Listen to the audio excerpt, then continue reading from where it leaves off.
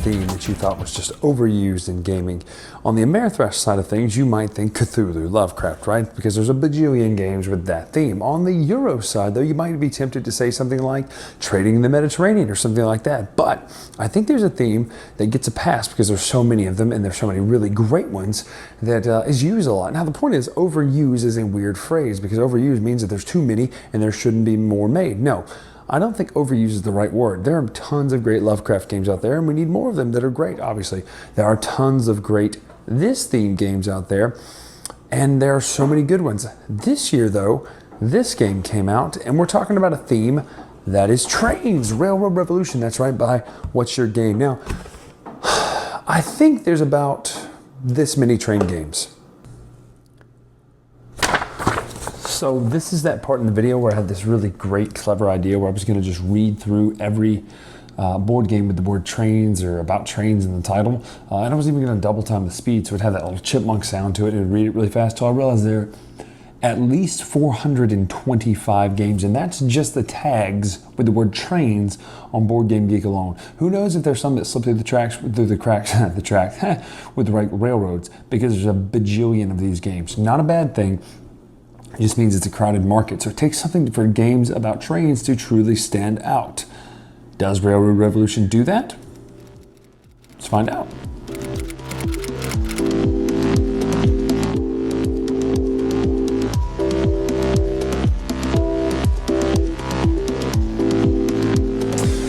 My review of Great Western Trail, I mentioned how many train games there were, obviously, right? You saw that in the intro, but I talked about this one was coming next. This is a game that I was really excited to play. So I was kind of reading into stocks and all that kind of stuff, playing 504, the stock system, the Power Grids has that stock company system. So what I did was I did a quick search several months ago. I said, stock train games, because I knew 18XX games were train games with stocks. And I thought, well, I kind of want to intro into this topic of stocks and trains and stuff. Let me just stop you there before you flip out on me. I'm aware that this is not like an 18XX game. I'm just telling you how I got to find out about this game and the thought behind it. There are shares in this game and there are railroads, but it is not an 18XX style shares game. It's way different.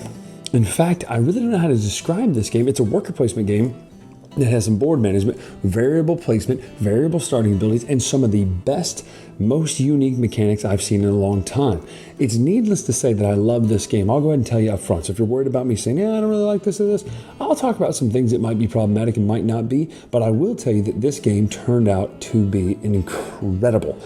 I love it. I will just say that right now. I absolutely love that game, and we'll talk about the mechanics that make it unique. I'll show you the board setup. You can see it's kind of already set up here, but I'll kind of show you a little closer on everybody's player board, the board itself, how it works, what these things on the board are, some of the symbology, and all that sort of stuff. And we'll talk about the game and should you play it, should you get it, and we'll go from there. Spoiler. Yes, you should. So this is the game board for Railroad Revolution. Here you have the different city tiles out there. Now there's not as many cities as you would see in a Ticket to Ride or something. You've got Miami, Houston, El Paso, San Diego, San Francisco, Salt Lake, Denver, Chicago, Little Rock, Charlotte, Washington, Boston, Duluth, Bismarck, and Seattle. And that's it. But that's not what the game is about. You could sell this to your friends as like, this is a grown-up Ticket to Ride, even though that's kind of pejorative to even say that Ticket to Ride's not grown-up, but you know what I mean by that. It's a Ticket to Ride theme that has a ton of excellent mechanics, very, very mature mechanics and very different mechanics and things like that. So this is the board state. What you'll do is you'll notice that these two are printed on the board. These are not. These say 2 on the back here. Obviously, these are 3s, 3s, 3s, 4s, 4s, 4s, 5s, 5s, 5s. What does that mean? Well, we'll talk about it in a minute. Down here, you have the Western Union track, because not only is this game about doing railroads, it's about doing the telegraph. You will notice down here on the Western Union track, there are some interesting things about this too. These are also variable. Where you put these tiles, these create bonuses. I'll kind of go through what these bonuses do in a minute. There's also shares down here. When you place a station, which are these up here, you will put it out here on the board in one of these Western Union spaces. You will take the shares as its action. These also have the, now this mechanic I was also using Great Western Trail. These are these in-between victory points. So this is 5, 5, 8. To get this victory point, there is no space here. You notice that you have to have a station or an office, telegraph office, in these 2 spaces. You get what's in between it. I like that. I think that's a really cool way to incentivize building multiple of those. And I'll tell you why this is a good strategy in just a little bit. Over here is one of those great sliding scales for points at the end of the game. So in-game scoring happens up here with the notepad. You'll see the little notepad over there. But in-game scoring has a lot to do with this track, and this is kind of a points per location track, Terra Mystica style with the cults, right? So the further you move up on this, you get that many points, whatever region you're in, for every Western Union station you put out. So the highest you can get, by the way, is 9 times. I think it's 1, 2, 3, 4, 5, 6, 7, 8. It might be 72 plus the bonus points in between the middle. It comes up to a huge amount of points. I think it's like 116 or 119. It's a whole lot of points. So you increase this by this action. Anytime you see this action, you increase any of these as far as you want. You'll notice some of them have costs to move up past, though. Things like this, this, and this. I'll explain what those do in a little bit. Same here. This one is just for actual stations on cities, though. Same thing, you move up the track. Last but not least is, this is important to note. It is the network, your network, which would be trains that you're connected to. So these little pieces of train that you would put out in between cities here, these are the actual spaces, by the way. These, not these, but the ones with squares on them. You'll put your network out, you'll connect it and expand it out here to the West Coast. You'll see there are 3 level 5 cities. These 3 level 5 cities, where you are on the track, gives you victory points for being connected to those and having them part of your network.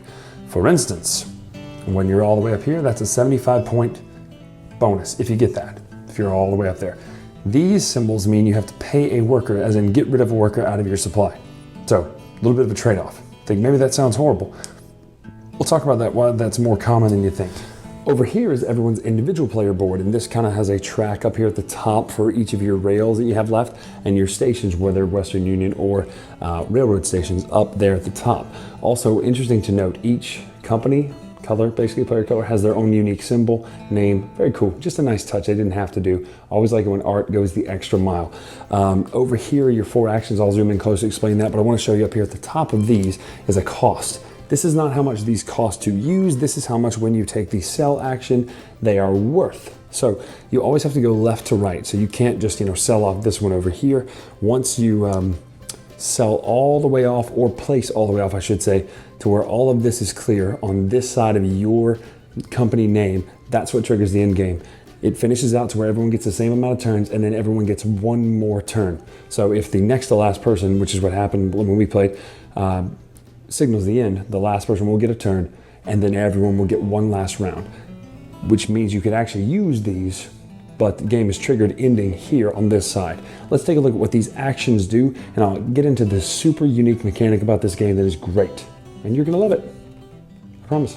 So the 4 actions that you can do would be placing a railroad station, which would be kind of what we talked about, where you put it up onto one of the city tiles out here and just put it out. So if you did that, you would take this and you would pay the cost listed above the city tile. This is for 250. It has to be in your network. So the first turn, you could only place it in either Charlotte or Washington. When you place one of these stations, the first person to put gets this bonus here on this side, which would be 2 shares. And I'll explain what those do in a minute.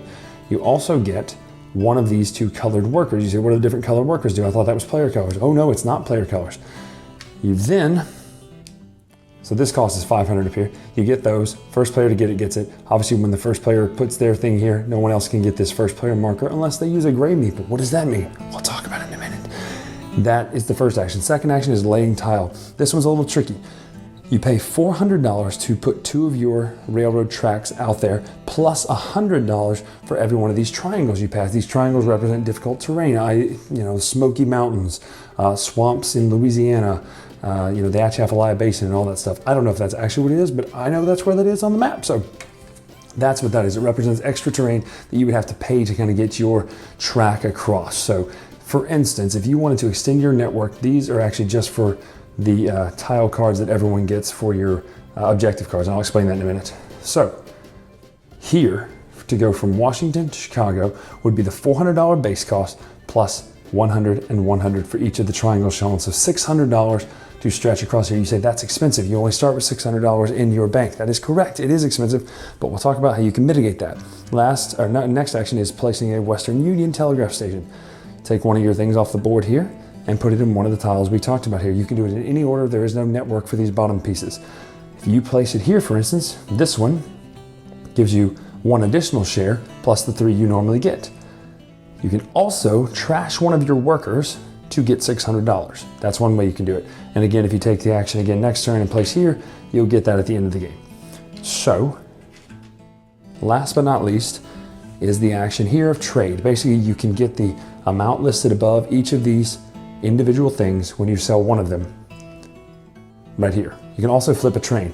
Everyone starts with this base train. It's worth 8 points if it's on this side. If it's on this side, it's worth no points, but you use it by flipping it. Wow, that was annoying.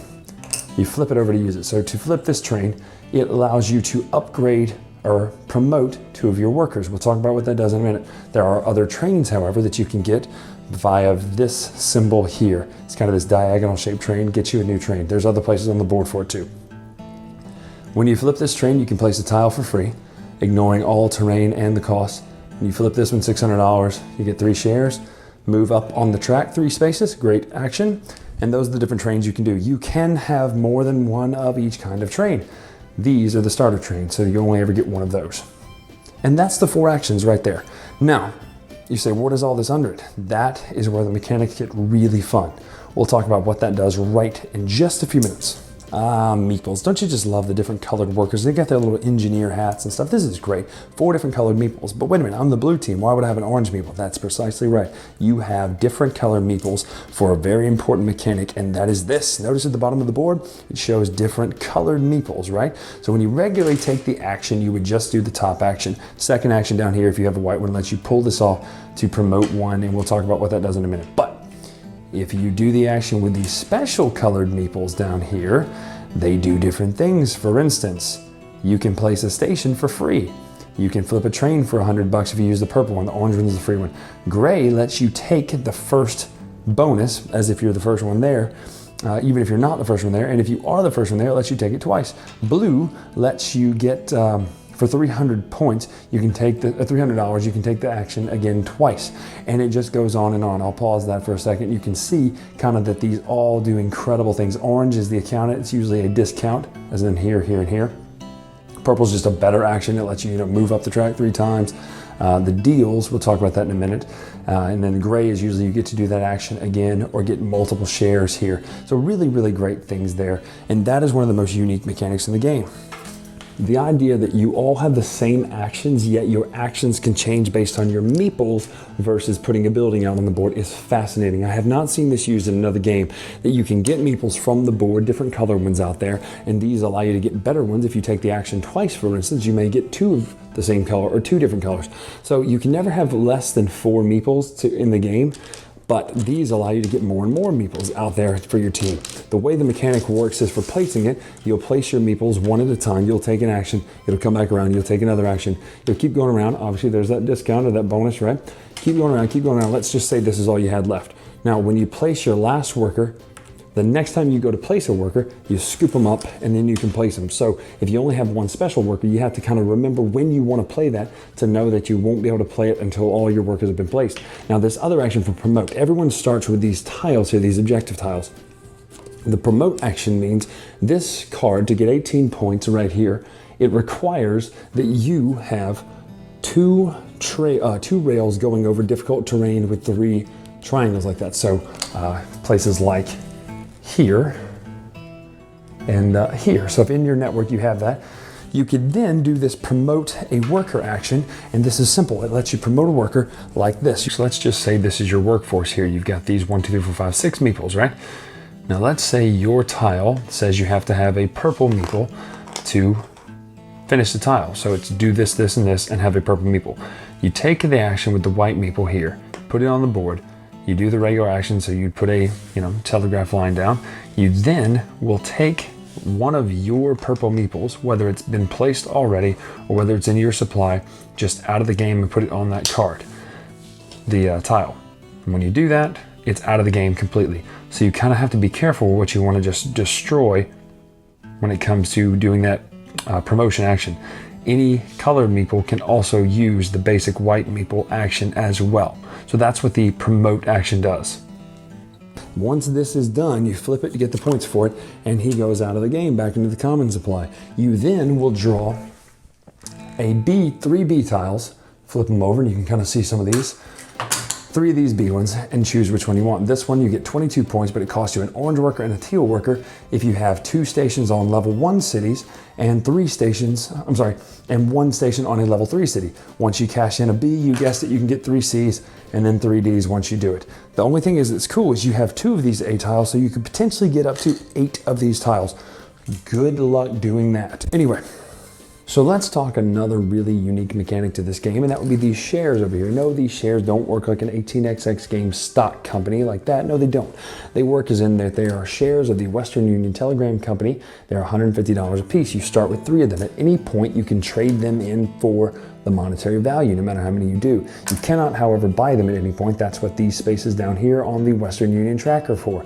There is an interesting mechanic in this game, though, in which when you get a bonus or have to pay a fine or fee, in the same action, as if it's a multi-part action, you can do them in any order. And what that means is, theoretically, and I've done this multiple times, you can get the reward for taking an action before you pay the cost. For instance, the best way to show this is right here. Building a station in Charlotte costs you $500.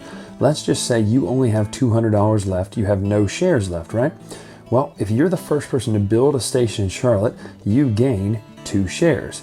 What that means is, and even if you don't have the money to pay for it, you can put your station out there, which would give you the 2 shares, trade those 2 shares in for $300, making the difference to make $500 and pay the cost. I know that seems totally counterintuitive and backwards to get these shares that you would get by paying the $500 in order to pay the $500, but that's how it works. I'll say that one more time because it is a little confusing. Let's say you have only $200 left. The benefit for being the first person to build in Charlotte is that you get 2 shares. You would then take those shares that you get for this, trade them in for $300 to pay the $500 total to build in Charlotte. That's one of the neat mechanics in this game. So as we close the book on another entry in the great pantheon of railroad games, it's important to remember that on the surface, if you write a game off merely for theme, you might miss a gold mine, and that is what this game is. This is one of the best games of this year. This is really just shot up to the very top of my list of favorite games, period. It is that good. First of all, I like train themes, right? Second of all, it has a great board management mechanic out here because all of these tiles change places. They're tiles, for instance. You also have to build your network, right? That's a great thing. You also have to make sure that you're managing your money and your resources. There are no resources other than human resources. You have worker meeples that you can get more of and get rid of and promote. And they go off and get better jobs and all that sort of things. You also have this insanely cool mechanic of having 4 different colored meeples that do different things. I think that is the coolest thing in the world, that you take the 4 normal actions and then depending on which color meeple you use, you get a bonus. So it behooves you to get rid of some of those cheaper white colored meeples there to get some of these better, more colorful meeples that do great, wonderful accounting or engineer or whatever type things for your scoring. Because at the end of the game, you score like this. You score for the 3 tracks, obviously, that are over here. You then score for your tiles that you completed here, and then you score for your trains, and then last but not least, you score for the Western Union. There's nothing hidden. There's no weird multipliers or bonuses.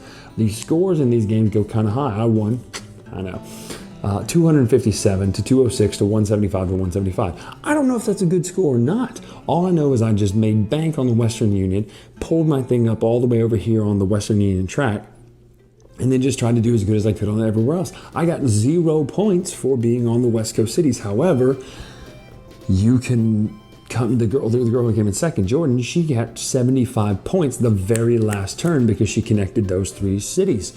It's just a neat way to get points in multiple ways. Plus, it has a lot of replay value because all of this stuff changes. The deal cards are cool. You can do 1 or 2 of those deals by trading in shares. So you actually do have a resource because these are worth money, yes, but they're also worth their weight as just a share in the company when you make these deals with people. I love, by the way, that these are money tokens sometimes, and then sometimes it's kind of a pain in the butt to pick up money tokens. The art is great in this game. The theme is just excellent. It really bleeds through. You're expanding your network and you're also expanding the Western Union, and those 2 things work together in harmony, and it makes sense. You're buying new trains and better trains and trains that do different things for you. You're using those trains. Everybody starts with a slightly different player variability, and it plays relatively fast. The box says 90 minutes on the side. That is accurate. That is 100% accurate, because if you know the rules already, you can get this game done very quickly, because it's got a set limit. Once these are all sold, you're done, and that's it. And I think that's great, because some of these games sometimes have a tendency to drag on and on and on. Well, sometimes you need that game to end faster, but last night all four of us were saying, no, we need one more turn, two more turns, please just hold on, don't end the game. And I think that's great, because you have a plan in your mind, you know what you want to do, and you just get to it. You know how you want to do victory points. These tracks are obviously things you can shoot for to help you with that. But Railroad Revolution is revolutionary in the field of railroad games. It does something different while similarly familiar to other games of the same style. You could pitch this as that next step game to someone who loves Ticket to Ride, because the concepts are just not that hard. It's worker placement, yes. There's some symbolology, yes, that is a little bit difficult sometimes, but it works. You get it. You get the theme. And worker placement is amazing, especially worker placement that happens on your own board. It's just a win-win-win-win-win-win-win-win for me. So should you get Railroad Revolution? Absolutely. Even if you don't like train games, if you're a worker placement fan, this is an excellent one to try, merely for this mechanic alone of the different colored meeples. The fact that it's the same action, yet depending on who you choose to do that action, it's better and better. So we've had 2 games recently come out that have to do with trains and the Wild West and all that sort of stuff between Great Western Trail and this. They're both excellent games. I'm not even going to compare the 2 of them to each other. You absolutely should add Railroad Revolution to your collection now. Not even like, my friend's got it, I might play it. If you have somebody who has this game, play it. You will love it. If you don't know anybody who has this game, get it, play it. It is that good. I can't give this game enough credit, enough praise. It is shot to the very top of my list, especially for 2016 is the top game of 2017, excuse me. Excellent, excellent game by What's Your Game. Make sure you check this game out, play it, enjoy it. The components are excellent. It's just a great game all the way around. They nailed it on every aspect. So that's it for this time on the latest retro. For more videos, check out the latest retro, and we'll see you next time. Thanks so much for watching the Dice Tower videos. Find more great videos and reviews, as well as our top-rated audio podcast at Dicetower.com. You can also find other great shows at Dicetowernetwork.com. I'm Eric Summerer, and you've been watching The Dice Tower. The Dice Tower is sponsored by Cool Stuff Inc., where you can find great games for great prices. Cool stuff in stock. Check them out at CoolStuffInc.com.